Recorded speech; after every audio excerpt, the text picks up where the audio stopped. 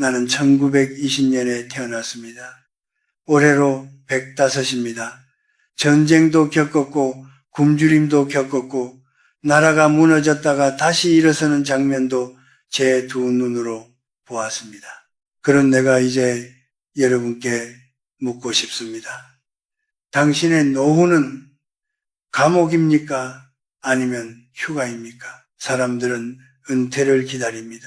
아침 알람 소리 없이 눈을 뜨는 날, 출근길 지하철에 몸을 씻지 않아도 되는 날, 따뜻한 햇살 아래서 커피 한 잔 마시며 느긋하게 TV를 보는 날, 평생 가족을 위해 헌신한 가장도, 자식들 키우느라 전쟁 같은 하루를 살았던 어머니도 그날을 꿈꿉니다.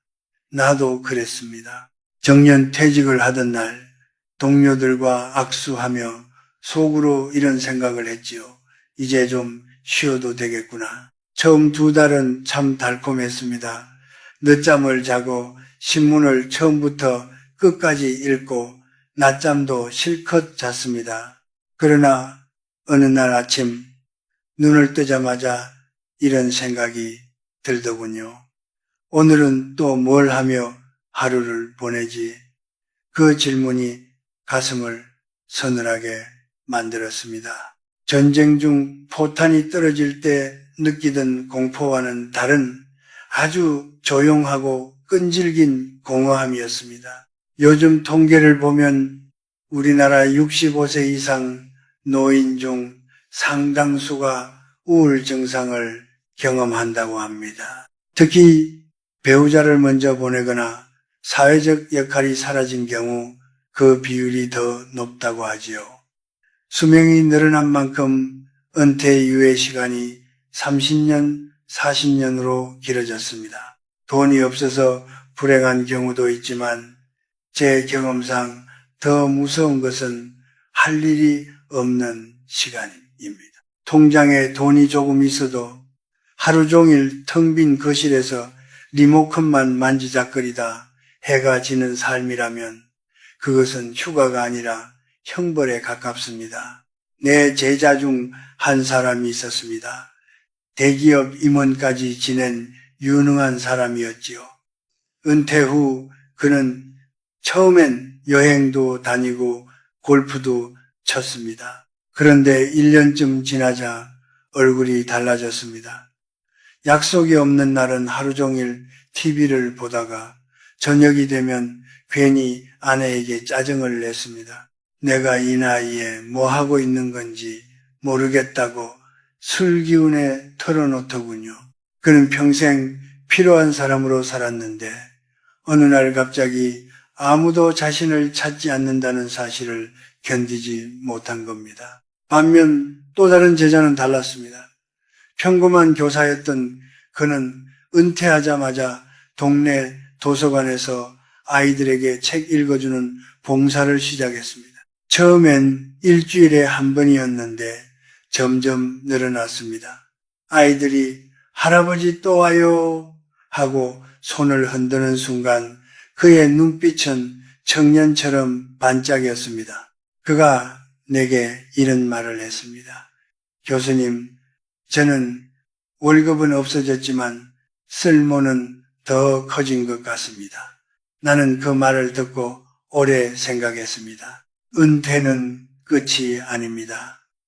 그러나 역할이 사라진 자리를 무엇으로 채우느냐에 따라 천국이 되기도 하고 감옥이 되기도 합니다. 젊을 때 우리는 너무 바빠서 나를 돌아볼 틈이 없었습니다. 자식 키우고 돈 벌고 경쟁에서 밀리지 않으려고 허둥댔지요. 그 시절은 고통이 많았습니다. 그런데 아이러니하게도 막상 시간이 많아지면 또 다른 고통이 시작됩니다. 무료함이라는 이름의 고통입니다. 나는 100년 넘게 살며 깨달았습니다. 인간은 바쁠 때 지치고 한가할 때 무너집니다. 그래서 노년에는 속도보다 방향이 중요합니다. 빨리 달릴 필요는 없습니다. 그러나 어디로 걸어갈지는 분명해야 합니다. 방향 없는 시간은 사람을 갉아먹지만 의미 있는 시간은 사람을 다시 살려냅니다. 여러분은 지금 어떤 아침을 맞이하고 계십니까?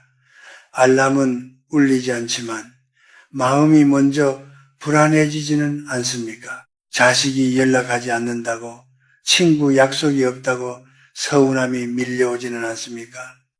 그 감정은 부끄러운 것이 아닙니다. 오히려 너무 성실하게 살아온 사람에게만 찾아오는 자연스러운 그림자입니다. 그러나 저는 감히 말씀드립니다. 노년은 형벌이 아니라 재편성의 시간입니다.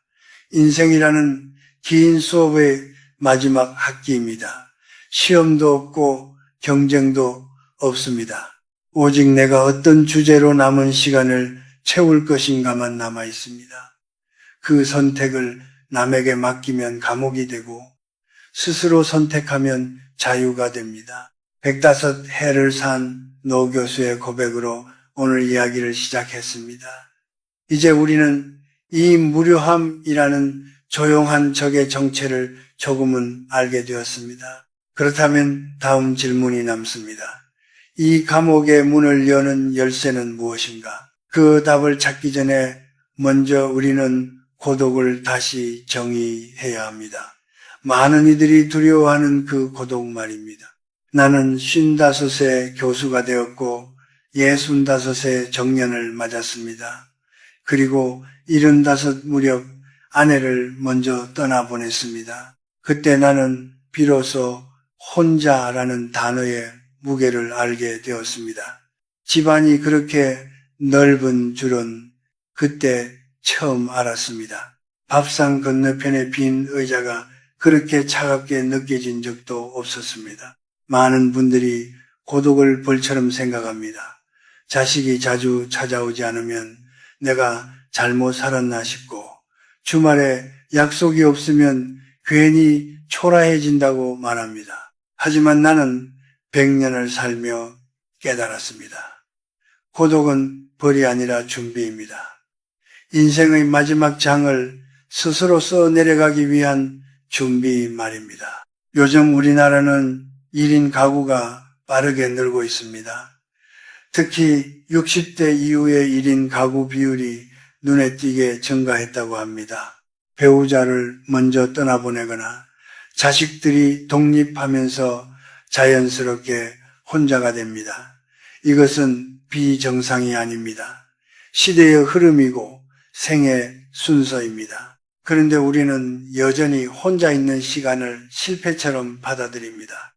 내가 전쟁 직후 교수 생활을 시작했을 때 연구실에는 난방도 제대로 되지 않았습니다. 동료들도 하나둘 떠나고 혼자 남아 책상 앞에 앉아있던 날들이 많았습니다. 그때 나는 외롭다고 생각했습니다. 그러나 시간이 지나 돌아보니 바로 그 고독의 시간들이 나를 단단하게 만들었습니다. 남의 박수 없이도 책을 읽고 남의 인정을 기다리지 않고도 연구를 이어갔던 그 시간 덕분에 나는 나 자신과 친해질 수 있었습니다. 노년의 고독도 다르지 않습니다. 우리는 평생 누군가의 아버지로, 어머니로, 부장으로, 동료로 살아왔습니다. 그러나 이제 그 이름표가 하나둘 떨어집니다. 그때 비로소 나는 누구인가? 라는 질문이 남습니다. 많은 분들이 이 질문을 두려워합니다. 그러나 나는 오히려 이렇게 말하고 싶습니다. 이제야 진짜 당신을 만날 시간이라고. 혼자 밥을 먹는 것이 창피합니까? 나는 90이 넘어서 혼자 식당에 가는 연습을 했습니다. 처음엔 주변을 의식했지요. 그러나 어느 날 깨달았습니다. 사람들은 생각보다 나에게 관심이 없다는 사실을 우리는 남의 시선을 과대평가하며 살아왔습니다. 그러나 노년은 그 시선에서 벗어나는 시기입니다. 이것이 얼마나 큰 자유인지 경험해보지 않으면 모릅니다. 고독은 텅 빈 방이 아닙니다. 아무도 방해하지 않는 서재입니다. 젊을 때는 늘 누군가의 요구에 응답해야 했습니다. 상사의 전화, 아이의 울음, 거래처의 약속. 그러나 지금은 어떻습니까? 전화기가 조용하다면 그것은 버려졌다는 신호가 아니라 허락받은 시간입니다. 내 생각을 끝까지 이어갈 수 있는 시간, 내 감정을 천천히 들여다볼 수 있는 시간입니다. 나는 90살 무렵부터 매일 아침 혼자 차를 끓여 마시며 창밖을 바라보는 습관을 들였습니다. 10분, 20분 아무것도 하지 않고 앉아 있었습니다. 처음엔 답답했지만 점점 마음이 고요해졌습니다. 그러자 이상하게도 예전에는 보이지 않던 것들이 보이기 시작했습니다. 나무의 인맥, 구름의 흐름, 내 숨의 리듬, 고독은 감각을 되살립니다. 어느 시인이 이런 말을 남겼습니다. 늙는다는 것은 사라지는 것이 아니라 맑아지는 것이다. 나는 이 문장을 참 좋아합니다. 노년은 사람을 정리합니다. 복잡했던 관계도 욕심도 경쟁도 하나씩 걷어냅니다. 그리고 마지막에 남는 것이 바로 나 자신입니다. 그 나를 두려워하지 않는 것이 고독을 즐기는 첫걸음입니다. 제자 한 사람이 아내를 먼저 보내고 깊은 우울에 빠졌습니다. 그는 매일 동창회, 산악회, 모임을 전전했습니다. 약속이 없는 날은 견디지 못했습니다. 그러다 건강까지 나빠졌지요. 내가 그에게 말했습니다. 한 달만 모임을 줄이고 하루에 1시간은 혼자 산책해보게. 그는 마지못해 시작했습니다. 그리고 몇 달 후 얼굴이 달라졌습니다. 교수님, 처음엔 무서웠는데 요즘은 그 시간이 기다려집니다. 그는 고독을 견디는 법을 배운 것이 아니라 고독과 친구가 된 것입니다. 여러분, 혼자 있는 시간을 실패로 해석하지 마십시오. 그것은 인생이 여러분에게 건네는 마지막 선물일지도 모릅니다. 타인의 기대에서 벗어나 오직 나의 속도로 숨 쉴 수 있는 시간, 그 시간을 어떻게 쓰느냐에 따라 노년은 달라집니다. 고독을 두려워하면 우리는 자꾸 외부에서 자극을 찾게 됩니다. TV를 켜고 전화를 붙들고 약속을 만들어냅니다. 그러나 고독을 받아들이면 비로소 질문이 생깁니다. 나는 무엇을 좋아하는가? 무엇을 하면 시간이 사라지는가? 이 질문이야말로 노년을 감옥에서 해방시키는 열쇠입니다. 이제 우리는 알게 되었습니다. 혼자라는 상태는 결핍이 아니라 가능성이라는 것을. 그렇다면 그 가능성을 무엇으로 채워야 할까요? 그저 시간을 흘려보내는 소비자로 남을 것인가? 아니면 무언가를 만들어내는 사람으로 다시 태어날 것인가? 105해를 살아보니 그 차이가 노년의 품격을 가릅니다. 이제 그 이야기를 해볼 차례입니다. 나는 90이 넘어서야 비로소 한 가지를 분명히 깨달았습니다. 나이를 먹는다는 것은 기억력이 떨어지는 일이 아니라 스스로를 포기하는 순간부터 시작된다는 사실입니다. 사람들은 흔히 이 나이에 뭘 새로 하겠어 라고 말합니다. 그 말 한마디가 뇌를 가장 빨리 늙게 만듭니다. 요즘 은퇴 후의 일상을 가만히 들여다보면 우리는 대부분 소비자로 살아갑니다. 아침에 눈을 뜨면 TV를 켜고 유튜브를 보고 누군가 만들어 놓은 이야기를 받아들입니다. 하루 종일 입력만 하고 출력은 없습니다. 젊을 때는 일이라도 했지요. 보고서를 쓰고 회의를 하고 판단을 내렸습니다. 그것이 모두 출력이었습니다. 그런데 은퇴 후에는 생각을 밖으로 꺼낼 일이 줄어듭니다. 그러니 뇌도 마음도 점점 굳어갑니다. 실제로 여러 연구에서 노년에도 새로운 활동을 지속하는 사람이 그렇지 않은 사람보다 인지 기능 저하 속도가 느리다고 합니다. 나는 통계보다 제 경험을 믿습니다. 80이 넘어 글쓰기를 시작한 친구가 있었습니다. 그는 매일 2쪽씩 자신의 어린 시절을 기록했습니다. 처음엔 맞춤법도 틀리고 문장도 어색했지요. 그런데 1년쯤 지나자 그의 눈빛이 달라졌습니다. 내가 이렇게 많은 이야기를 품고 살았는지 몰랐어. 그 말이 아직도 기억납니다. 나는 90살에 처음으로 내 인생 강의록을 쓰기 시작했습니다. 제자들에게 해주지 못했던 이야기, 전쟁통에서 교과서를 들고 도망치던 날의 기억, 가난 때문에 학업을 포기하려 했던 순간들을 적었습니다. 글을 쓰다 보니 놀라운 일이 벌어졌습니다. 그동안 고통이라고만 생각했던 기억들이 의미로 바뀌기 시작한 겁니다. 아, 그래서 내가 이렇게 단단해졌구나. 그때의 실패가 나를 이 자리까지 데려왔구나. 그런 과거를 치유하는 도구였습니다. 여러분에게 거창한 책을 쓰라고 말하는 것이 아닙니다. 노트 한 권이면 충분합니다.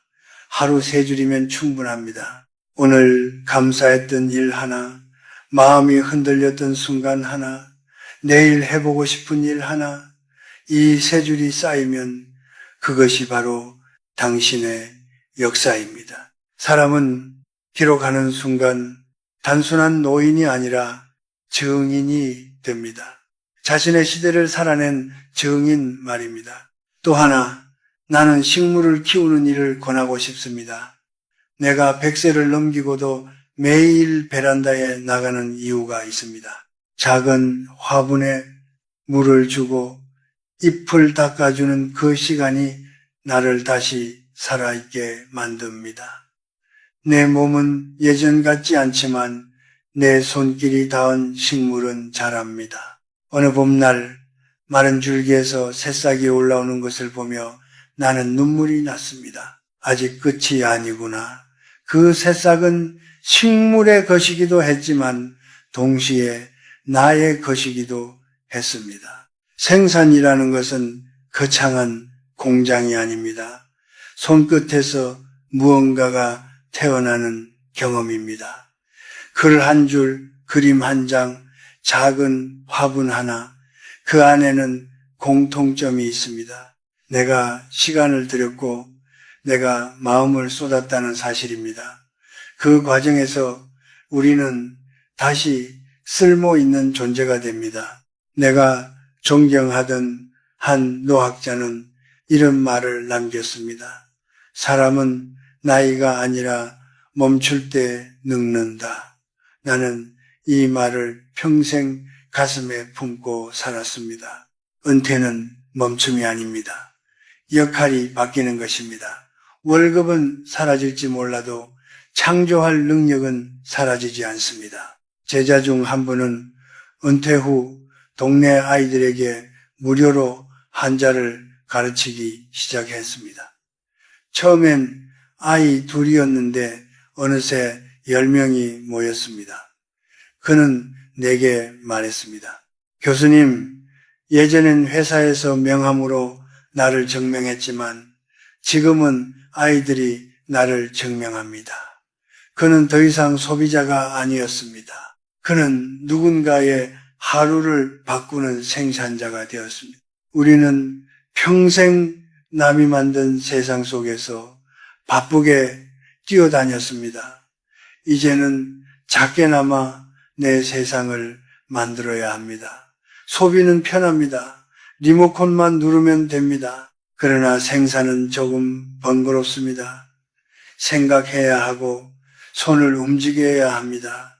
하지만 바로 그 번거로움이 우리를 살아있게 만듭니다. 여러분의 하루를 돌아보십시오. 오늘 무엇을 만들어냈습니까? 작은 문장 하나라도 좋습니다. 한 발짝이라도 좋습니다. 중요한 것은 크기가 아니라 방향입니다. 입력만 하는 삶에서 출력하는 삶으로 옮겨가는 순간 노년은 더 이상 감옥이 아닙니다. 그것은 창작실이 됩니다. 나는 105해를 살며 확신하게 되었습니다. 인간은 무언가를 만들어낼 때 가장 존엄해집니다. 직함이 사라져도 월급이 없어도 손끝에서 태어난 작은 결과물은 우리를 다시 빛나게 합니다. 이제 우리는 한 걸음 더 나아가야 합니다. 몸을 움직이고 생각을 흐르게 하고 배우기를 멈추지 않는 삶으로 말입니다. 걷고 배우고 사색하는 사람은 결코 늙지 않습니다. 그 이야기를 다음에서 이어가겠습니다. 나는 100세를 넘기고도 매일 걷습니다. 속도는 느립니다. 젊은이들이 옆을 스쳐 지나가도 전혀 부끄럽지 않습니다.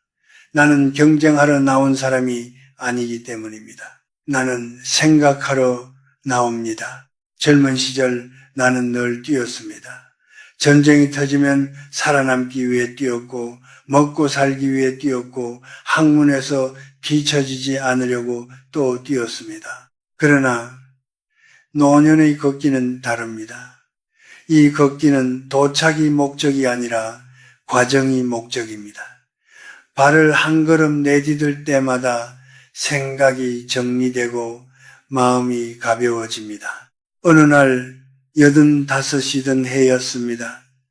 연구실에서 후배 교수와 언쟁을 벌이고 몹시 마음이 상한 채 집으로 돌아왔습니다. 예전 같으면 밤새 분노했을 일입니다. 그런데 그날은 신발을 신고 밖으로 나갔습니다. 천천히 골목을 돌며 걸었습니다. 발바닥이 땅을 디딜 때마다 이상하게도 생각이 흩어졌습니다. 그래, 저 사람도 자기 자리에서 애쓴 것이겠지. 그렇게 마음이 풀렸습니다. 나는 그날 깨달았습니다. 걷기는 다리로 하는 것이 아니라 마음으로 하는 것이라는 사실을 의학자들도 말합니다. 규칙적인 걷기는 우울감을 줄이고 인지 기능을 유지하는 데 도움이 된다고. 그러나 나는 그런 연구보다 걷고 돌아온 뒤에 고요함을 더 믿습니다. 걷고 나면 세상이 조금 덜 날카로워 보입니다. 내 걱정이 조금 작아 보입니다. 우리는 집안에 가만히 앉아 있으면 생각이 썩습니다. 고인 물처럼요. 그러나 몸이 움직이면 생각도 흐릅니다. 나는 매일 오후 2시가 되면 무조건 집을 나섭니다. 비가 오면 우산을 쓰고 눈이 오면 더 천천히 걷습니다. 이 작은 규칙이 내 하루를 붙들어 줍니다. 노년에는 거창한 계획보다 이런 작은 기둥 하나가 필요합니다. 나는 매일 2시에 걷는다. 이 단순한 약속이 나를 흐트러지지 않게 합니다. 걷기와 더불어 나는 배움을 놓지 않았습니다. 사람들은 묻습니다. 교수님, 100살이 넘으셨는데 아직도 책을 읽으십니까? 나는 웃으며 답합니다. 이제야 조금 이해가 되기 시작했는데 어찌 멈추겠습니까? 젊을 때 읽은 철학책은 시험을 위한 것이었지만 노년에 읽는 책은 나를 위한 것입니다. 같은 문장도 나이에 따라 다르게 와닿습니다. 마치 오래 묵힌 차처럼 깊은 향이 납니다. 나는 9순이 넘어서 작은 하모니카를 배웠습니다. 손이 떨리고 숨이 짧아 쉽지 않았습니다. 그러나 그 서툰 소리 속에서 묘한 기쁨이 있었습니다. 하나를 제대로 내기 위해 집중하다 보면 다른 걱정이 사라집니다. 악기를 연주하는 시간은 짧지만 그 여운은 오래갑니다. 뇌가 새로 연결되는 느낌이랄까요? 나는 그때 알았습니다. 배움은 젊은이의 특권이 아니라 노년의 권리라는 것을. 제자 중 한 분은 이른해 영어를 배우기 시작했습니다. 해외에 사는 손주와 대화하고 싶다는 이유였습니다. 처음엔 알파벳도 더듬었지만 몇 년 뒤 그는 손주와 화상 통화를 하며 간단한 문장을 나누었습니다. 통화가 끝난 뒤 그가 흘리던 눈물을 나는 잊지 못합니다. 교수님, 제가 다시 자라는 기분입니다. 그렇습니다. 배우는 순간 우리는 다시 자랍니다. 어느 사상가는 이렇게 말했습니다. 노년은 완성의 시기가 아니라 확장의 시기다.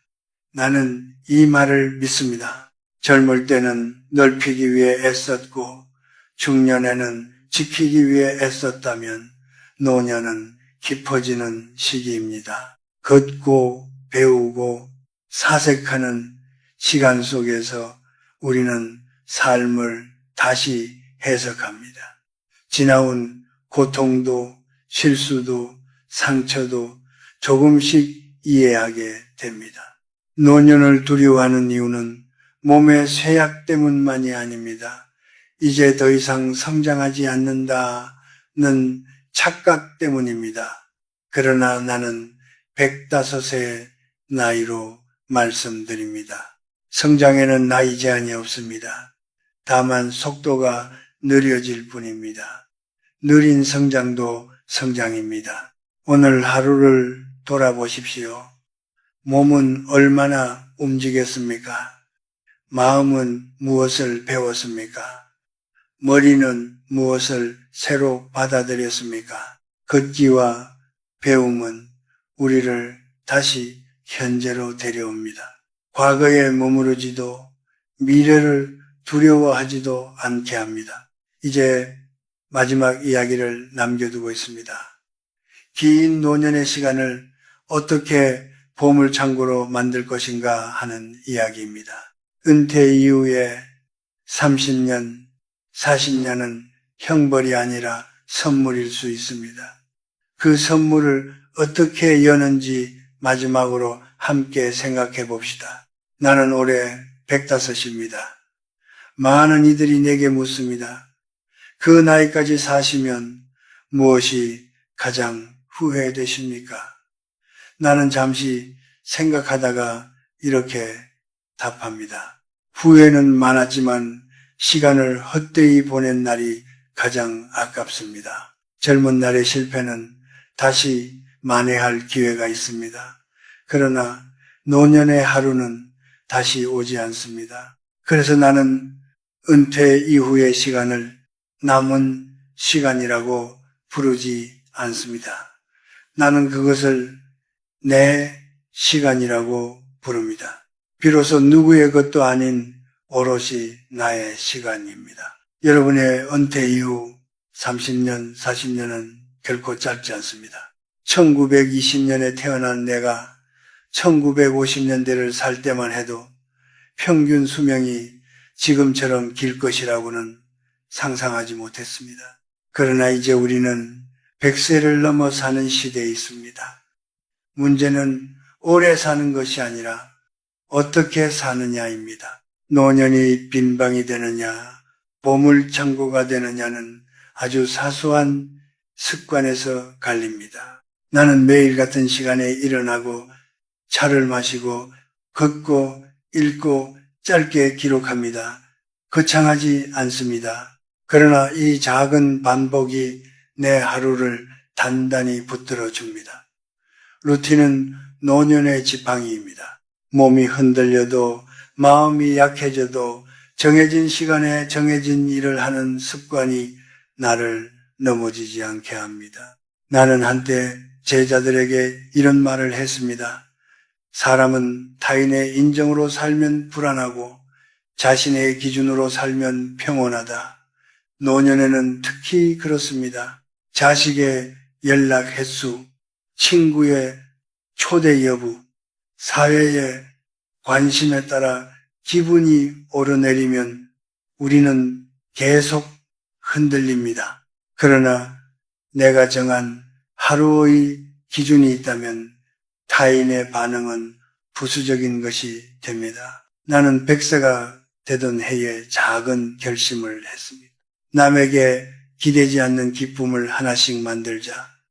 그래서 작은 텃밭을 가꾸고 짧은 글을 쓰고 가끔은 젊은이들과 대화합니다. 그들이 나를 필요로 해서가 아니라 내가 세상과 연결되고 싶어서입니다. 노년의 품격은 구걸하지 않는 태도에서 나옵니다. 누군가 나를 찾아주기를 기다리는 대신 내가 먼저 하루를 채우는 사람, 그런 어른이 될 때 얼굴이 편안해집니다. 어느 날 동네 아이가 나를 보며 이렇게 말했습니다. 할아버지, 항상 혼자인데 외로워 보이지 않아요? 나는 웃었습니다. 그 말이 나에게는 큰 칭찬이었습니다. 혼자 있지만 외롭지 않은 사람, 그것이 내가 지향하는 노년의 모습입니다. 우리는 평생 역할로 불렸습니다. 아버지, 어머니, 부장, 사장, 교수.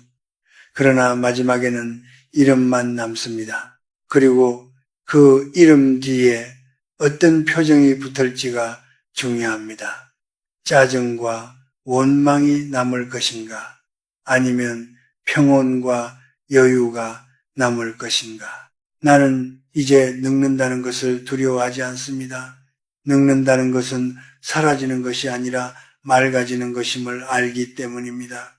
욕심이 줄어들고 관계가 정리되고 진짜 중요한 것만 남습니다. 그 남은 것들을 소중히 여기는 삶이야말로 가장 깊은 축복입니다. 여러분께 묻고 싶습니다. 오늘 하루 당신은 무엇을 만들어냈습니까? 무엇을 배웠습니까? 무엇을 느꼈습니까? 거창하지 않아도 좋습니다. 작은 설렘 하나면 충분합니다. 그 설렘이 모여 하루가 되고 한 달이 되고 남은 인생이 됩니다. 노년은 감옥이 아닙니다. 문은 이미 열려 있습니다. 다만 안에서 스스로 잠가두고 있었을 뿐입니다. 이제 손을 뻗어 문고리를 돌리십시오. 리모컨 대신 펜을 들고 침묵 대신 걸음을 선택하십시오. 타인의 전화를 기다리는 대신 스스로 하루를 시작하십시오. 105해를 살아보니 분명히 말할 수 있습니다. 인생의 마지막 장은 가장 느리지만 가장 깊습니다. 그 깊이를 두려워하지 마십시오. 오히려 그 안에서 자신만의 보물을 발견하십시오. 당신의 노후는 감옥입니까? 휴가입니까? 나는 바랍니다. 여러분의 남은 시간이 텅 빈 방이 아니라 반짝이는 보물창고가 되기를. 오늘 이야기가 마음에 작은 온기를 남겼다면 다음에도 함께 걸어주십시오. 우리는 아직 끝나지 않았습니다.